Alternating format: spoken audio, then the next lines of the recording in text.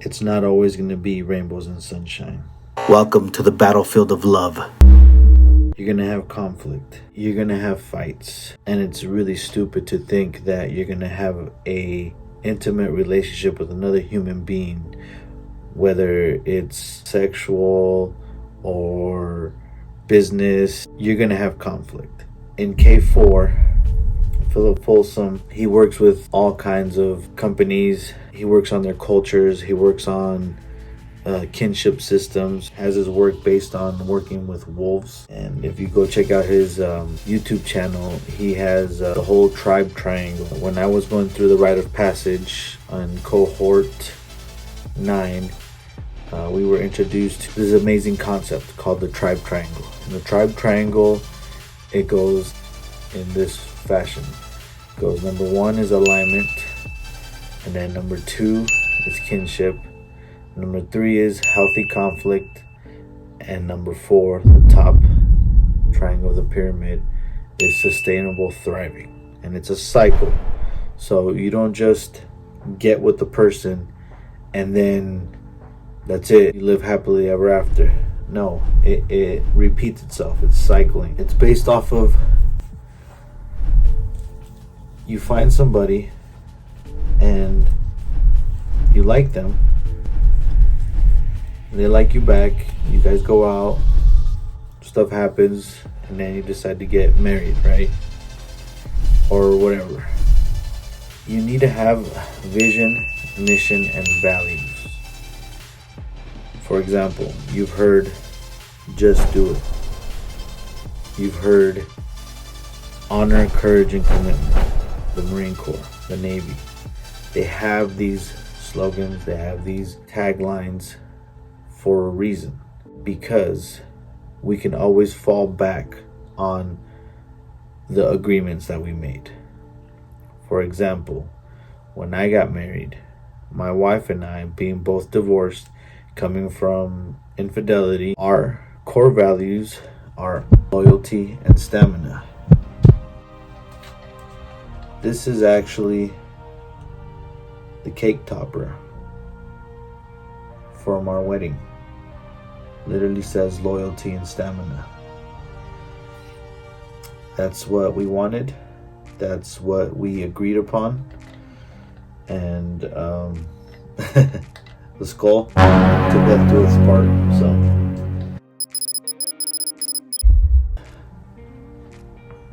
So the reason these exist in huge organizations is because before anything even starts is you have to have an alignment. You have to have a shared mission, shared vision, shared values. I understand being attracted and the love and all that. It's amazing. It feels good. Who doesn't? Who doesn't love that feeling? However, when all that is said and done, what's really going to keep you together is those 3 things: your vision, your mission, and your values. For us, for my wife and I, it's loyalty and stamina. If you can remain faithful, if you can guard your heart against anybody and anything and put me first, put me above everything, then we're good. If you will not quit, if you will keep going even through the hard times, then we're good. That's our thing. That's our values. The way we want to live our life is to have a life that we don't have to vacation away from. Our home is our haven. We've literally made our home a place where we don't have to vacation away from it. We actually come home and it's peaceful, it's serene. A lot of people live lives of turmoil that they gotta get away from work and all that stuff, and that's not how we set it up at our house. And what I do all the time, and it's a really amazing thing, is when it gets really hard, I go back to the beginning. I go back to the reason why I fell in love with this person. I go back to the old stories on the dumb things, the first kiss, the first date, the awkwardness. I go back, I relive it again. And that's the same thing when we have these vision, mission, and values. I think I've said it like 6 times. You build a system through this. You build a way of letting the person be able to express themselves in a safe way. And when it comes to conflict, which you're going to have, you're able to stay within the boundaries of, hey, this is acceptable and this is not acceptable. I know I did it in my first marriage. I went in there unconscious. I went in there really not wanting to get married. I did it out of duty, out of what I thought was what I was supposed to do, and without a game plan. I mean, when we buy a car or we purchase something very expensive, we go research it, we see what's out there, if there's better prices, a better product. But when we get married, when we get into a relationship, we just go, oh, this person is attractive, they're hot, okay, I'm gonna go with them, right? They make me feel special in this way, which is not to take away from it, but it's more than just the chemical cocktails that are going around your head. You've also got to engage your brain and see if this person is going to be there for the long run, and if it's going to be a sustainable thing. Set it up before it even gets anywhere, that you figure out what religion you're going to practice. If you're going to practice a religion, how do you want to live? How does this person spend money? How does this person interact with their family? Do they have family? There's a bunch of different gears turning in this thing that most of us just go unconsciously into, and it's like, oh yeah, but they're hot. Cool. But their hotness is not going to sustain you through the hard times. Another thing is their love language. What do they react to? See, for me, I'm a touch guy. I like when my wife is affectionate with me, and I like words of affirmation. I like being appreciated. That goes really well with me. She likes acts of service. Do things, help her out, or build something for her, or go out of my way to do stuff for her. We have date night once a week. It is a non-negotiable in our household. In the 6 years that we've been together, we might have missed maybe like a handful, maybe like 5, but we always reschedule. However, that is a date set up for the relationship. It's not just coming home from work and eating dinner together. It's an intentional time where we both come together. The family knows, my boss knows, the gym knows, the kids know. Hey, we might eat dinner together, but after dinner, it's our time. We're going to spend time, maybe drink a little wine, watch a movie, go for a walk. We're going to do something. Sometimes we just sit on the couch and just catch up or just talk about whatever. But it has to be intentional. Another thing, gentlemen, I am no evolutionary psychologist, but one thing that I have learned through my journey, this quote unquote test, your woman's going to challenge you. And supposedly, according to evolutionary psychologists and stuff that I've read, is they test you so you can stay quote unquote alpha. The theory is that when a woman is pregnant, she's holding your child, she wants to make sure that you're going to be the alpha that she got with in the first place. The traits that you brought to the relationship will remain. That it wasn't just a fluke. So you're going to be tested. She's going to push your limits. And you, as the man, have to hold that frame.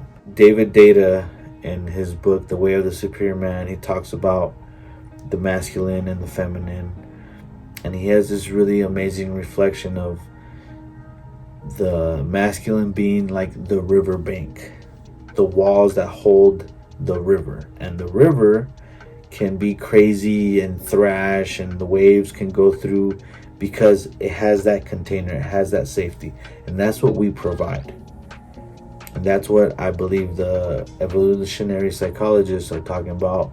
That's why you get tested.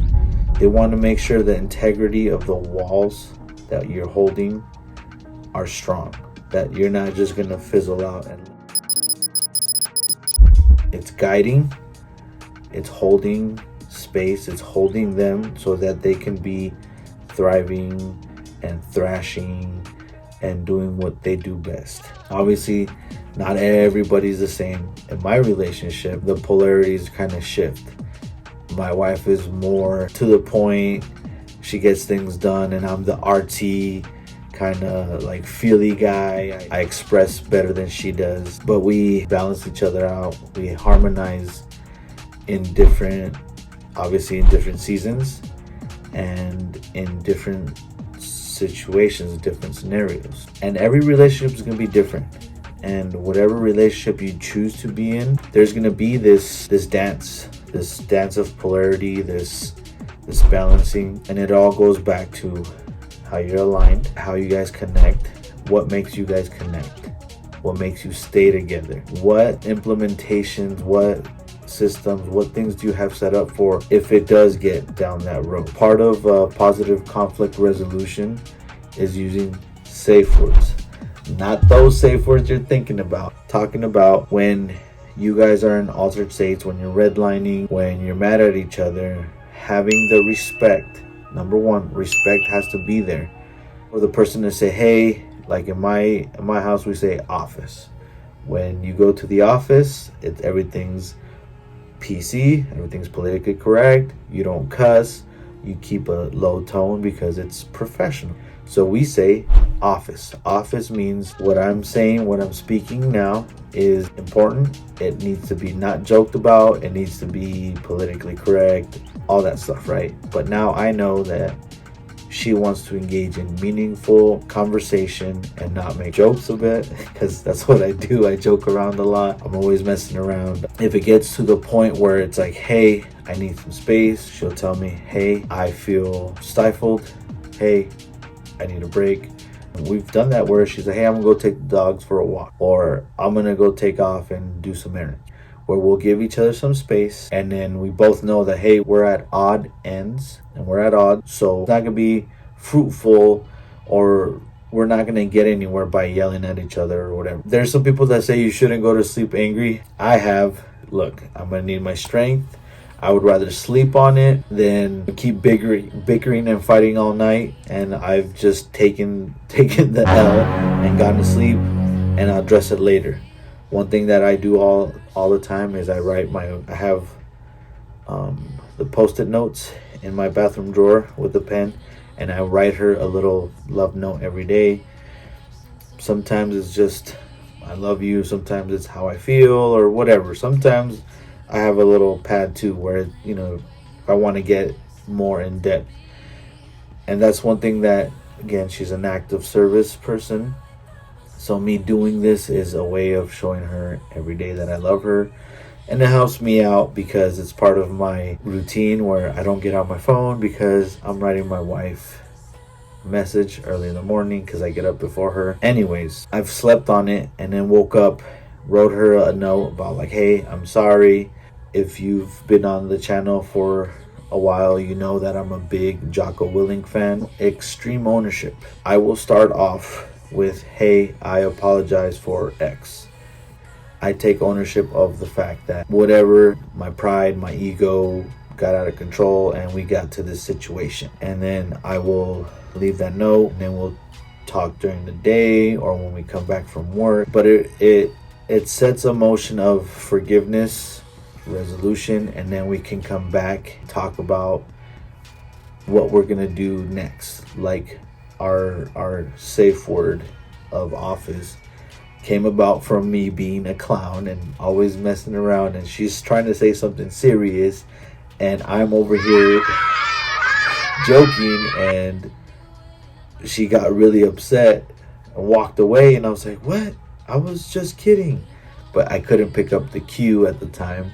So then we implemented that. Okay, we need to have a word where I know that you're being serious. Like, why do I have to do that? Because I'm a clown and I'm always joking. So this way it helps me know that, oh, okay, boom, we're going to be speaking about something that's important, that's pertinent. And when we've both been mad at each other because we're both passionate people, she's the oldest from her family, I'm the oldest from my family. So there's a lot of these, alpha qualities that we have. We butt heads sometimes. So we know that when we go at each other and we raise the bar, something's got to give. So then when we acknowledge, all right, you go your way, I go my way, don't corner me in. I've done that before, and she came at me really hard. I was really upset with the things she was saying, but she doesn't like to be cornered in. She likes to have her space. She likes to be able to vent and get out, think about things. So again, if big corporations have these vision, mission, and values, like Nike has just do it, like the Navy and the Marine Corps have honor, courage, and commitment, you should have them in your relationship so that when times get hard, you fall back on these and not just hope and love. You get to know your partner. You have alignment. You can see where you're going. You can see what framework you guys are working by. You have healthy conflict resolution, because it's going to happen. It's inevitable. As a man, you can understand that you're being tested, not because she hates you. Obviously, there's biological factors, the time of the month, etc. But sometimes we do things unconsciously that we don't pick up on. And since we're not mind readers, we can put little notes in there to say, hey, babe, if you're feeling this way, let me know, because I can't pick up on it. Us men, we speak in efficiency. If a guy calls me up and says, hey, dude, my car broke down, right? We're already thinking about, okay, is it starting? Okay, cool. Then it's not the starter. Is it this? Is it that? Right? We're already thinking about how to fix things. If you go up to your wife and you're walking in and she's like, hey, how are you feeling? Fine. You can't hear what she's not saying, right? Because we're not used to that. Because if you go up to another dude and you say, hey, bro, you good? Nah, not really. Or kinda. Then you're like, oh, crap, something's going on. Hey, you want to talk about it? Nah. And you walk away. Because when the dude wants to talk about it, he'll tell you about it or whatever. So when it comes to your wife, your girlfriend, understand there's a lot of things that she's not saying, and be aware that the fact that it's going to come back because you're going to be expected to know this. Like, what? So you create this level of communication where you say, hey, I want to be there for you and I want to help you out with whatever you need. However, if you don't give me these cues, I can't help you. And my whole thing is to be able to help you and to be not just your lover, but your helpmate, to be able to help you around the house or whatever it is that you guys are going to do in your relationship, however you're going to set it up. And that goes with everything, with how you pay the bills, how you clean. I'm the disorderly one in my house, so we've got to come up with plans on everything. And those are some really efficient, effective ways that you can organize not just how you communicate, how you run the house, also how you pay the bills, how you keep the house clean and orderly, and everything else is going to be filtered through this framework. You guys are aligned, you guys know how to act, even when the person's not there. You know, okay, this is how we do it. This is the rules, and we're going to stick to them. If this has been helpful to you, please like, share, and subscribe. It'll really help me out with the algorithm, and it'll get to other people that are as cool as you. Appreciate it so much.